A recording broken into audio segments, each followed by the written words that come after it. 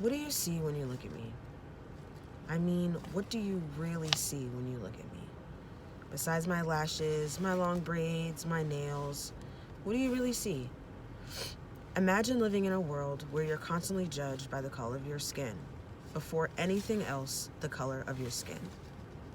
Now, imagine in that same world, what's thought about you based on the color of your skin, just in everyday life passing by, is then translated but misconstrued in things like the media. And I mean all platforms of the media: television, music, the list goes on. Now, imagine how one is supposed to navigate or adjust in the way they navigate the world based on the stereotypes about them. Do we really ever consider how detrimental these stereotypes are?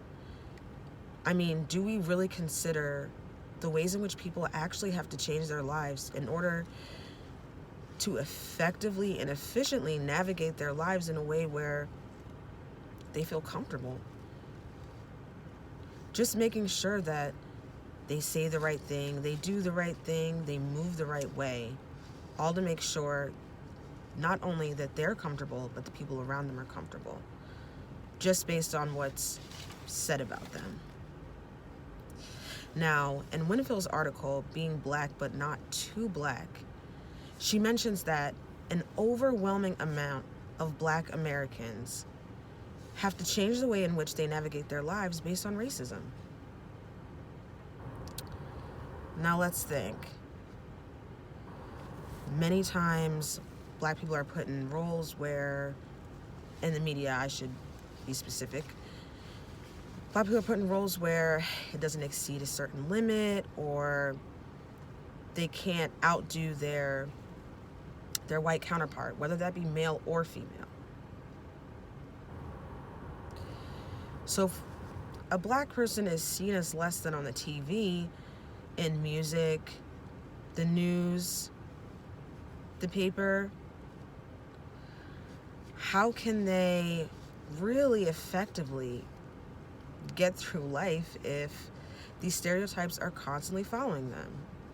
Furthermore, how do these stereotypes come about, and what can we really do to tackle and break them down and really get them at their root?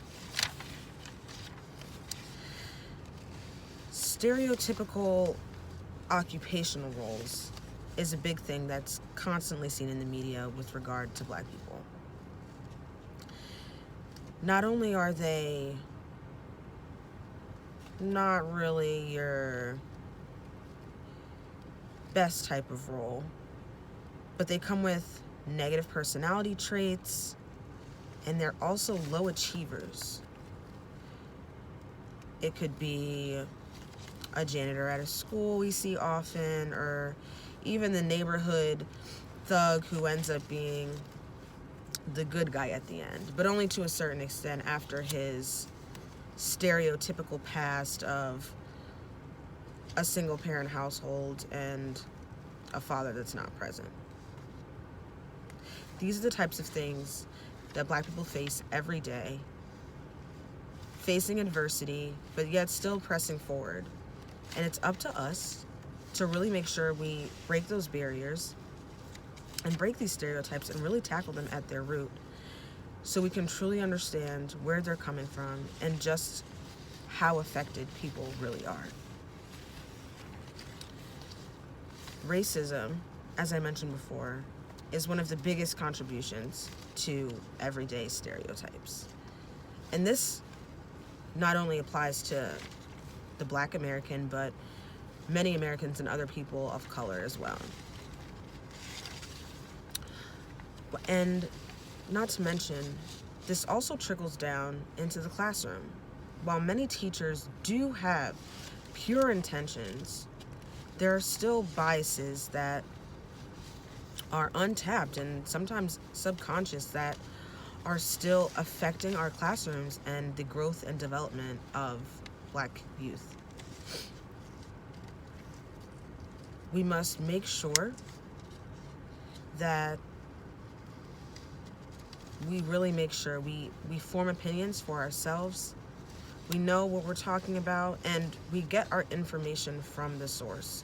We don't rely on simple media outlets, the TV, music, reality TV especially, to dictate and form our opinions of marginalized groups. It truly is a detriment to how they move and the way that they're able to navigate our world. Never judge a book by its cover, and it's always what's on the inside that counts.